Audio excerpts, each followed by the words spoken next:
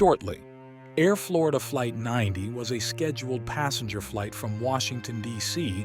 to Fort Lauderdale, Florida that took place on January 13, 1982. The flight was operated by Air Florida, a now-defunct American airline. Due to severe weather conditions, including heavy snowfall and low visibility, the Boeing 737-200 aircraft encountered difficulties during takeoff from Washington National Airport, now known as Ronald Reagan Washington National Airport. The plane struggled to get airborne, and shortly after becoming airborne, it crashed into the 14th Street Bridge, which runs over the Potomac River, and plunged into the icy waters. Tragically, 70 out of the 74 people on board lost their lives in the accident, including 4 motorists on the bridge.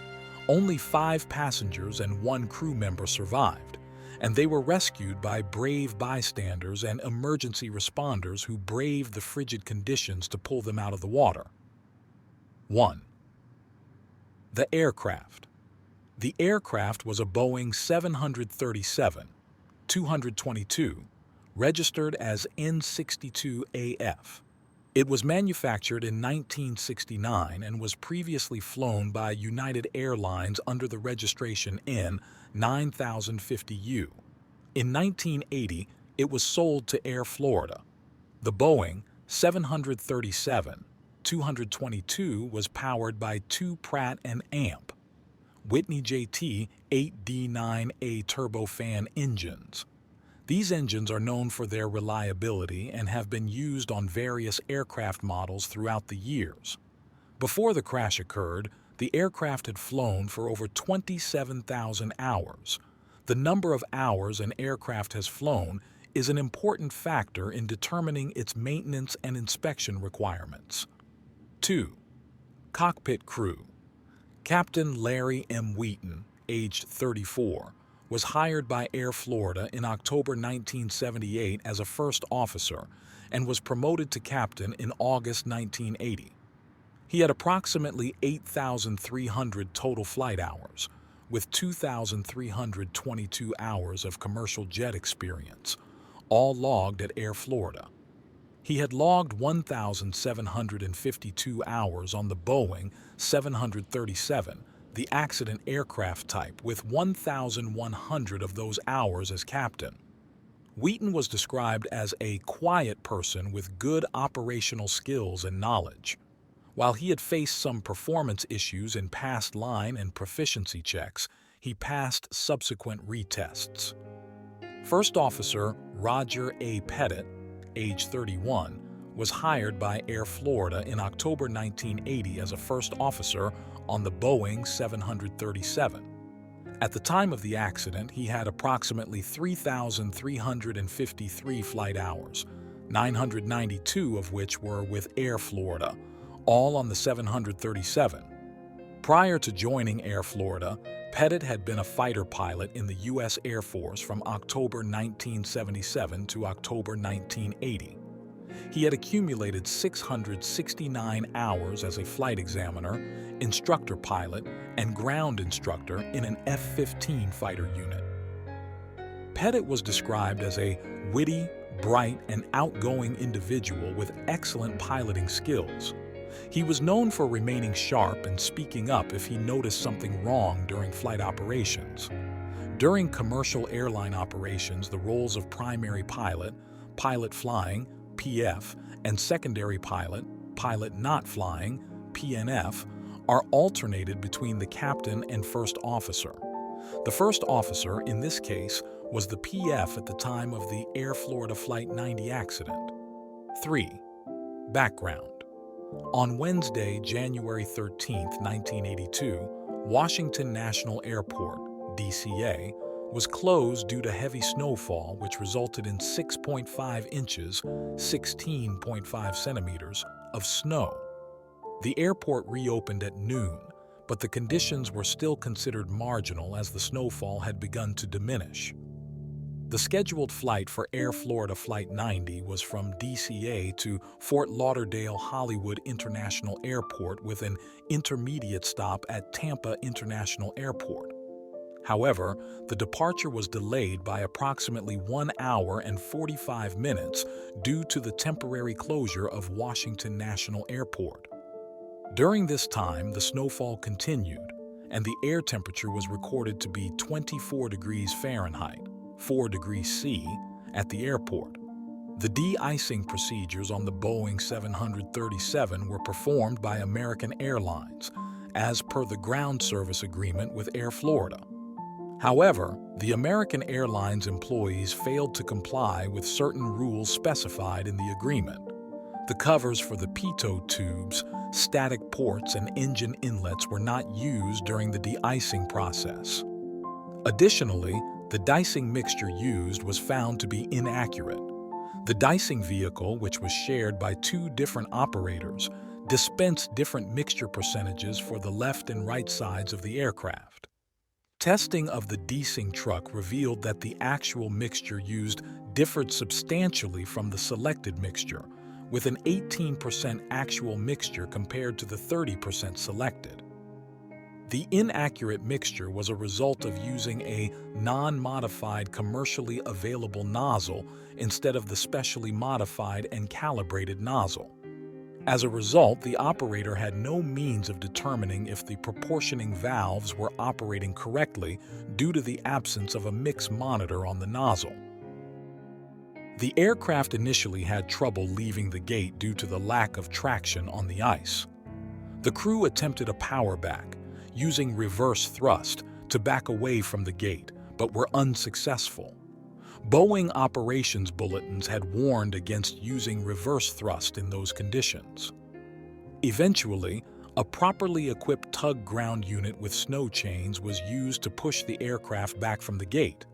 However, during the time the aircraft waited in the taxi line for 49 minutes, more snow and ice accumulated on the wings.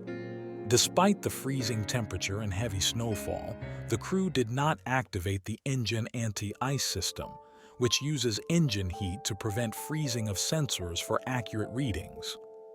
During the takeoff checklist, the crew confirmed that the pitot heat was on but mistakenly left the engine anti-ice off.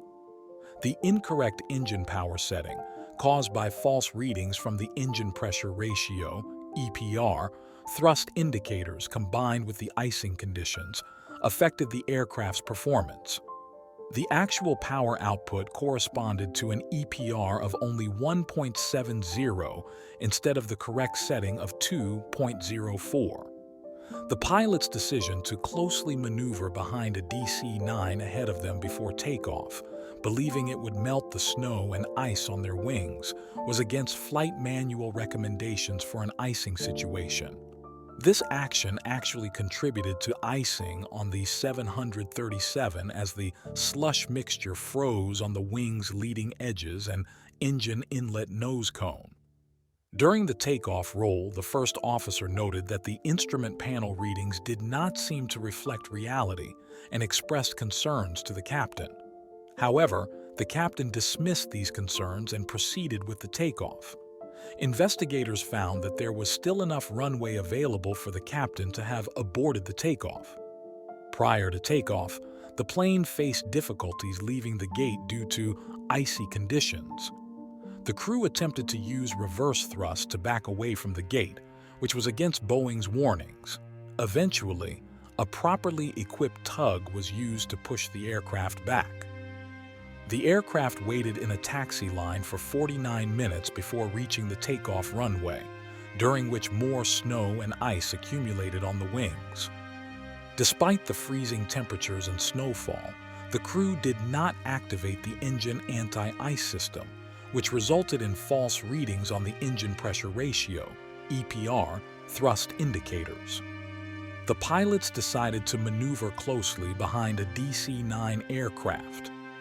The NTSB investigation into the Air Florida Flight 90 crash determined that the aircraft had broken into several large pieces upon impact. Although the actual impact speeds were low, the structural breakup of the fuselage and exposure to freezing water led to fatal consequences for most of the people on board. The investigation concluded that the crash was not survivable. Due to the impact damage and destruction of flight control systems, it was not possible to determine the position of various control surfaces such as the rudder, slats, elevators, and ailerons.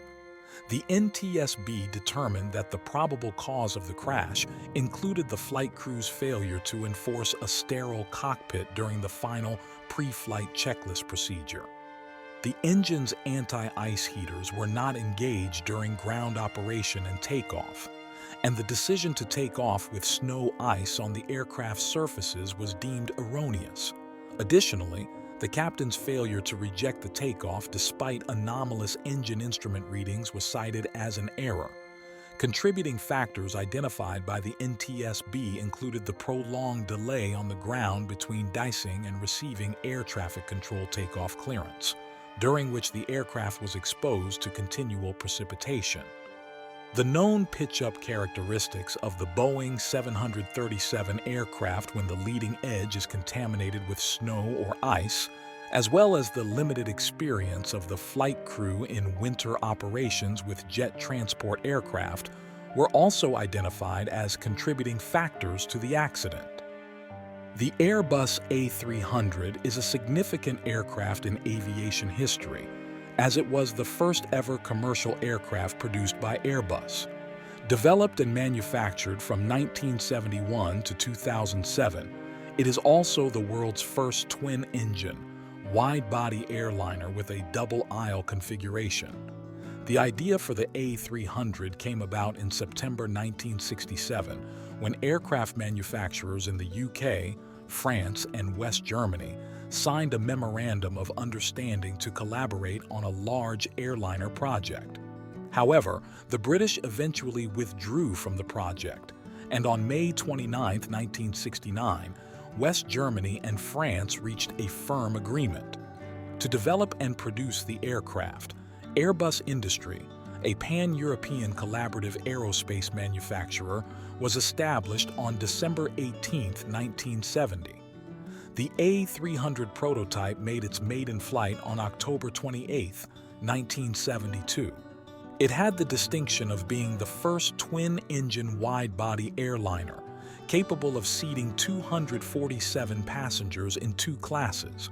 The aircraft boasted a range of 5,375 to 7,500 kilometers, 2,900 to 4,050 mi, 3,340 to 4,660 miles. Initially, the A300 was powered by General Electric CF650 or Pratt & Ampere Whitney JT9D turbofan engines and featured a 3-crew flight deck. An upgraded version, known as the A300-600, was introduced later. It featured a 2-crew cockpit and was equipped with updated CF680C2 or PW4000 engines. The A300-600 made its inaugural flight on July 8, 1983, and entered service later that year. The A300 also formed the basis for other Airbus models, such as the A310, which flew for the first time in 1982, and the A330 and A340.